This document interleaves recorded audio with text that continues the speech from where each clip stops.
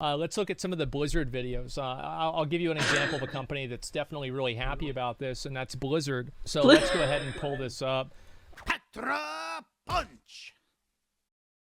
It's about YouTube. So yesterday we had the news that YouTube is taking away the dislikes. I'm a little bit in the middle. I'm neutral about it. Like, I can see the pros and cons of both sides, like keeping the dislike button on YouTube videos and not having it anymore. But like, here's the thing, we've never seen a world without the dislike buttons on YouTube. We've only been living in a world with all the dislike buttons, and I know that they're really good to have, because sometimes you go into a video and you can see like how many dislikes it has, and if it's like higher than the likes, then you know it's a crap guide, or it's not probably going to give you the information you were looking for, and that's why it got a lot of dislikes. So in some cases, like it is useful to see the dislikes on a video. But I think being a content creator, and then whenever you see like a dislike button, like sometimes people just troll. They actually do just troll and put like a dislike button, or there's some reason like they just don't like the video. I don't know. But I heard that the YouTube algorithm, like even if you dislike a video, it doesn't hurt it. Like there's people out there that would dislike a video and they're like, haha, I'm hurting your video right now. And it's like, it actually doesn't hurt our videos. It's engagement, and YouTube wants their viewers to feel emotions out of videos. So if you don't like it or you like it, both of them are doing something to the video. I'm gonna watch Asmongold's take on the dislike button being removed from YouTube. Recently, YouTube decided that they're going to get rid of dislikes on videos. YouTube is planning to remove public dislike count starting today. Oh, there's a video. Great. Dislike counts private to only the creator of the video. Yeah. Now, if you're like me, you were surprised by that. I mean, I've always thought seeing the number of dislikes on a video helps us know as viewers if it's a good video or not. That's if true. it's a helpful tutorial or not, or if what a creator is saying in their video is generally agreed with or not. But unfortunately, research teams at YouTube have found there's this whole other use for disliking a video that I had never experienced as a creator, and you may not have either. Apparently, groups of viewers are targeting a video's dislike button to drive up the count, turning it into something like a game with a visible scoreboard. And it's usually just because they don't like the creator or what they stand for. That's a big some problem cases, yeah. when half of YouTube's mission is to give everyone a voice. So earlier in 2021, YouTube experimented with making the public dislike count private. Anytime, the thing is though, is like anytime that a video is upvoted, it could also be upvoted by a collective of people. So like what the language that he's using could be applicable to anything. Anytime that you share a video with your friends and you all collectively like the video, you are as a group all liking the video, or you all are as a group disliking the video based off of what the context is behind it. I don't think that it has anything to do with that. And also, if this is a problem with the algorithm not promoting videos that are disliked, maybe that's a problem with the algorithm and not with the people. Because I think that in many cases, like there are, and I want to make sure that this is clear, is that there are cases of what he's saying being true, where people collectively get together and maliciously downvote a video because they don't like the person. This happens with, like, for example, DSP or Wings of Redemption or something like that. This happens. And you can turn off likes and dislikes if you want to. However, this and removing it wholesale and making it to where it only shows likes is very different than removing likes and dislikes, because removing likes and dislikes means, I think a lot of people, let's be honest here, flat earther bros, we back. Wait, Yeah. they're only removing dislikes, right? Or is it an option to hide the dislikes? What is exactly happening? Are they removing it completely or just letting people hide it? They're removing all displayed dislikes, but you can still dislike. Okay, they just won't see the amount of dislikes. Okay. Yeah, like I said, I see the pros and cons to both, and I don't really know what a world of having the dislike buttons off our like for YouTube, but you know, like all the other social media apps and stuff or websites, like they don't have a dislike. Like Twitter doesn't have a dislike. Okay, Reddit has a down vote, but there's a lot of people who don't like Reddit because of how toxic it is. But yeah, Instagram, Twitter, and even Facebook. Facebook doesn't have a down, does it? I don't think they do. Disliking something is quite negative, right? It's a negative thing. Removing dislikes won't solve toxic people. No, it won't. They have to comment if they want to be toxic, and yeah, that takes more effort, and they don't want to sound stupid when they comment, so it probably requires them to watch the video. And which is something they don't want to do, probably. Frankly, it would be better if YouTube made it an option to disable public dislikes, not a mandatory thing, unless I'm missing something. Yeah, I think just having the options as a content creator is always good. Like if you want to have likes, if you want to show your dislikes and stuff like that, that would probably be the best. Because I think the problem is there's a lot of people who don't like the feature. So yeah, give people the choice probably to choose what they want to have. So now, whenever you show that you don't have any likes or dislikes to a video, most of the time that shows people the subconscious assumption is that the video is unpopular and you're afraid to show how unpopular the video is. But if you only show likes, you're effectively censoring all negative feedback and only showing positive feedback. So even a video like the YouTube Rewind, it had a lot of likes, but it wasn't really about the amount of likes that it had. It had a disproportionately higher number of dislikes.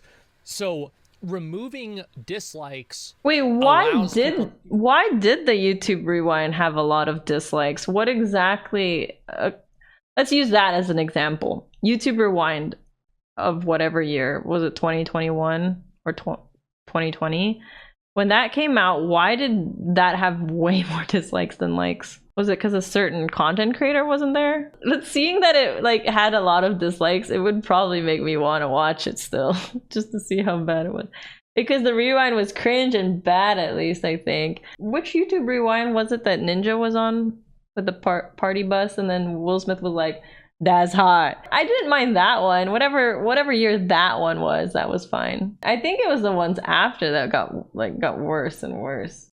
To craft a positive narrative in a way that removing likes and dislikes does not allow. See if it would help reduce these coordinated dislike attacks across the platform. And after analysis, they did see a reduction. So the update from YouTube is that the dislike button is staying, but the dislike counts will now be private. You can still dislike videos, and that action will be used to tune your own recommendations, but you won't be able to see the dislike count. Only the creator can find it on the back end if they want. Now, a few common questions we saw from the initial experiment. Not that bad. First, without a public dislike count, how can viewers tell if a video is worth watching? Again, I kind of had this question too, but it turns out that while viewers might use the dislike count to give them a sense of a video's worth, when the teams looked at the data across millions of viewers and videos in the experiment, they didn't see a noticeable difference in viewership, regardless of whether they could see the dislike count or not. In other words, it didn't really matter if a video had a lot of dislikes or not, they still watched. Next common question. It's not about watching the video. I think like what he's saying is true, right? Is that a lot of dislikes, I will say, like, have you guys ever watched like a tech video? And it's like, oh, how to solve this problem that I'm having with like PUBG. PUBG won't load, or guns in PUBG won't show up. And you look on YouTube and you Google the problem, and it gives you a YouTube video link, and like the video has like 2 likes and 75 dislikes. And you just immediately click off of the video because you assume that it's not going to be helpful. Like, yeah, I've done that too. But I think in general, it's not about not watching the video. It's about the agenda or the reception of the video being curated in a certain direction. If creators can still see the dislike count, I think what will end up happening is there will be a critical top comment on those type of videos with a ton of likes. True, you're right. If the video is so bad, the top comment will be like, that'll make people scroll to the comments, yeah, to figure out if the video is bad. It doesn't solve the problem, it just sweeps it under the rug. On the back end, how's that any different? They can see it if they look for it inside Studio Analytics under the Engagement tab. but overall, it's much less likely to cause stress and embarrassment if the count isn't visible to the public. And one more common question is, I think stress. But if your content's really good, it shouldn't matter. You should be proud of your content. Like you should be able to watch your own content on YouTube, right? Given the option, I would still leave my dislikes up. Stress and embarrassment is really what it is. And I think the stress and embarrassment is not something... Actually, let me finish the video and then I'll just give my full opinion. Because YouTube Rewind got lots of dislikes? No. Although there are some teams internally who have learned the hard way what it feels like to get lots of dislikes. Now, this again is about protecting all creators and making sure they have a chance to succeed and feel safe in doing so. All right, so that's the update. I hope it doesn't cause too much frustration. Honestly, I think you're going to get used to it pretty quickly, and keep in mind other platforms don't even have a dislike button. So consider that. Thank you, and I hope you're well. I'd say overall, the way the guy did the video is about as good as it could be. He brought up Is he? Oh, he's from points. YouTube. Okay.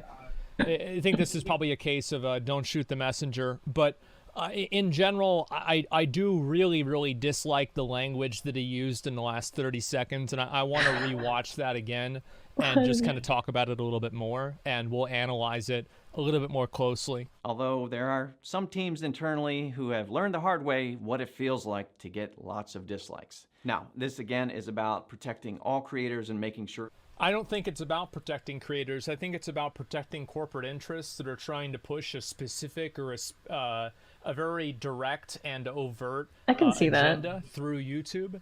And YouTube had the dislike bar that allowed people to show that that narrative and that agenda was not legitimate, and it was not true, and it was not reflective of what the public wanted or what the public felt. And I think that the Gillette ad was a really great example of that, caricaturizing men as just, chauvinistic pigs and giving them content like that and patronizing I them haven't as if they seen need this a video Gillette to tell ad. them What? not to be abusive or manipulative towards women. That was incredibly insulting to me as a man who's never done anything like that before in my life. And I think that if you were to do that to any other group of people, whether it be women or a minority or anything like that, based off of a stereotype that that group had, it would be equally disliked and probably even more so. The idea that this is to protect certain creators is probably only 3 or 5% of the reason why this is being done. I think that the majority of the reason why this is being done is because you have these corporate brands that are now trying to push a message on YouTube, and the dislike They don't want the audience to dislike it. And the community that they're trying to push this propaganda onto a way to negate that, because whenever you see a video like that and you see such a huge dislike ratio, you can tell, okay, I'm not crazy, this actually is bullshit. But whenever you remove that dislike ratio, it's much easier to craft a narrative and have people go along with what you're saying, because you feel like you're just one and you see all the likes and you don't see any of the dislikes. So this is strategic curation and strategic censorship of the negative feedback that's received primarily by brands that are pushing messages that actually makes sense. It doesn't really matter. The dislike doesn't really matter to content creators. Yeah, sure, a couple might hurt. Propaganda being pushed that's going to be less possible to be pushed back against whenever the dislike bar is gone. It suppresses the voice of the masses. Exactly. I think that's why I had such a neutral stance for it at first, because I'm a content creator, so I don't care, right? But then when you hear Asmongold talk about like the bigger companies who are trying to push stuff out, yeah, that would suck, because you really need to see what the public feel more about those things. And if they're gonna like mass downvote something because they hate it, then hiding that is just going to be pretty bad. They're just gonna have to go look in the comments now. Yeah, and I don't think there's much to do. Like, we can't do anything. It seems like they're gonna make this happen. Like, it's already decided. I do agree that it sucks for like all the big companies get to hide it now. And for content creators, it didn't really matter. If there was like a random group of people just like trying to hate on your video, if you're a content creator, like, good. That helps your algorithm, you know? It's not bad really for content creators. The whole dislike button thing when it was up there. And do. I just noticed Asmon's. See, We're only halfway there. He talks about it for a lot. Very often, and there are a lot of times where censorship and this type of control over thought and expression is created and is promoted under the guise of keeping people safe. This is not, I'm sorry, but a red bar on, or it's not even red anymore, it's gray, but a previously red and now gray bar underneath a YouTube video it exists separately from safety. This does not hurt anybody. Now, obviously, seeing it may make you feel bad or something like that, and of course that sucks, and I think that they should try to make sure that coordinated attacks towards certain creators don't happen, and I think it's easy to tell whenever they do, because I'm sure they have an algorithm of how frequently dislikes occur, and if you get 50 dislikes on a video that only had 5 before, you can pretty easily tell that based off of that algorithm, you can trigger a response in the system to check those dislikes to see if they are legitimate. It's very easy to do this, and it's not even something that they have to make a decision on their own, because it's all done automatically through an algorithm that's programmed into probably something that YouTube already has.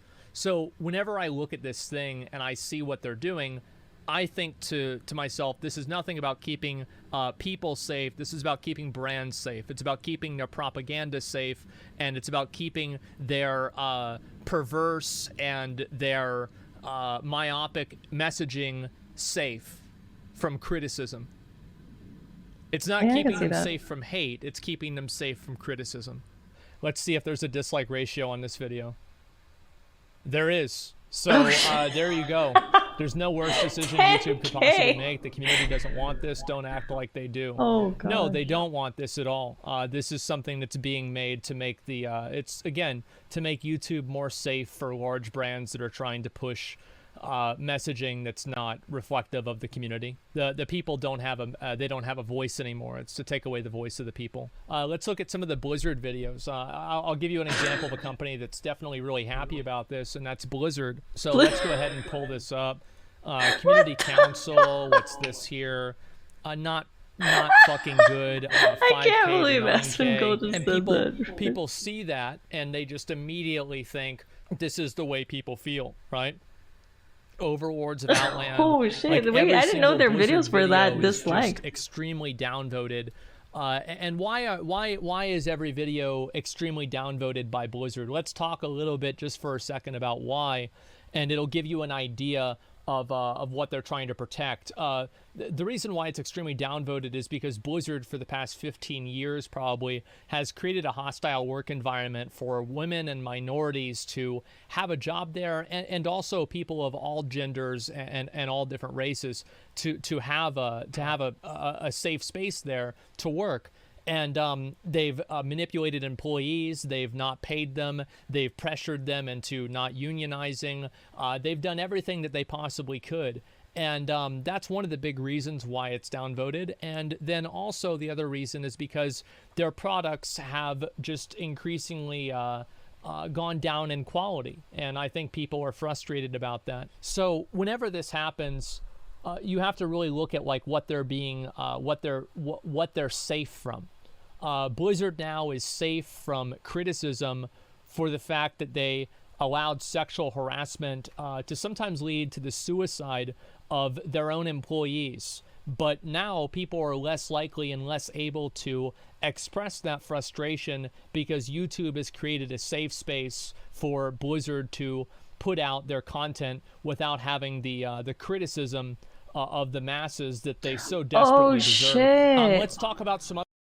Also, a very important thing I just realized is that when people downvoted videos, the content creator couldn't do anything about it. It's just there. It's there. It's there for everyone to see. But if you comment something bad on a video, the creator can delete it. So a lot of the criticism now can be hidden, and that's pretty sucky. Because okay, with Twitter, you can't delete people's comments, right? So that's basically their form of disliking something, is like they will comment something and say something negative or something bad. Like with YouTube, you could delete it. Because people could delete the YouTube comments, the dislike button did have a purpose. Like if someone wanted to get rid of all the bad comments or anything bad of their video, they basically can now. Other people, let's talk about Fed. Let's talk about the fact that Fed, you know, in many ways violated multiple women's personal space and violated their friendship in ways. He was intrusive physically and also emotionally. And this gives Fed the ability to put out his video about how, and then you could only see the likes and not the dislikes, which somehow forgives him from potentially ruining multiple women's lives. This now protects Fed. This makes it more okay for him. And this is what's so funny to me about these different problems, is that these are done with the intent of safety, and what they actually do is the exact opposite. They not only make people less safe, but they give people who are predators and who are dangerous people on their platform a way to express and look for an audience of people. Think about Lion Maker. Think about Basher. Yeah, that's the scary part of it all. Think about Arcadum. Let's think about Method Josh, Onision, Phantom Lord. DSP didn't really do anything wrong. It's just an asshole. It doesn't really matter. Who cares? Syndicate, Grow Score, like Athene. Yeah, Athene is another example, right? And whenever Athene is now able to put out a video trying to advertise, oh, this is a good example. Whenever Athene or some of these other people that are creating their own cryptocurrency to scam and manipulate their audience, whenever these people are now able to put out that propaganda without any sort of pushback or any sort of repercussions through the audience, it creates a much easier window for those people to get through into the minds of the naive. Also, when people promote a product, right? Like it's like an ad or a sponsor, and they're like, "Oh my God, this product is amazing!" Blah blah blah blah blah. If people are like, "Dude, I've used this product before. It sucks," and they're like downvoting it, make sure people know that that video is promoting a terrible product. Yeah, that's just pretty bad, actually. Because now if you can hide it, people watching it will be like, oh, I've never had this product before, I'm gonna buy it. Yeah, that's really bad for products. Yeah, the dislikes and likes used to be basically like reviews of, in a sense, like when you're trying to look for like a new vacuum cleaner, right? And you look at like the comments and the reviews of the stars below. The stars, right? And how people rated it. That was basically, yeah, the likes and the dislikes was YouTube's rating system. And now you can't tell if a product's bad if you've never bought it before through YouTube, if they hide it. Yeah, and I think it's really good that I watched this video, because at the very start I was like, oh, why do people dislike it so much? And I guess I just didn't hear this side of it. And now I'm like, oh yeah, it probably will cause more harm in the long run with it being hidden, especially since we had it before, right? We used it for in a certain way for a certain thing, and then now it's taken away from us, so that extra information is gone. It's what Asmongold, it's like Asmongold says, like if a company wants to promote something, like some propaganda thing, they could hide how the mass majority feels about it. So this idea that it's going to make people more safe could not be more wrong. It will actually do the exact opposite. It's such a bad thing, and just talking through it makes me realize how much worse it is. The corporate messaging and corporate propaganda, that's only the tip of the iceberg. I didn't realize how bad it was at the very beginning, but seeing like his take, it gave me like a new perspective on it. So like we all thought it was like a great idea at first, probably because it just seems like, oh yes, no, it's very easy to be like, look at the simple picture. I'd be like, yes, no more negative things like that, because nobody needs negativity in their life. But yeah.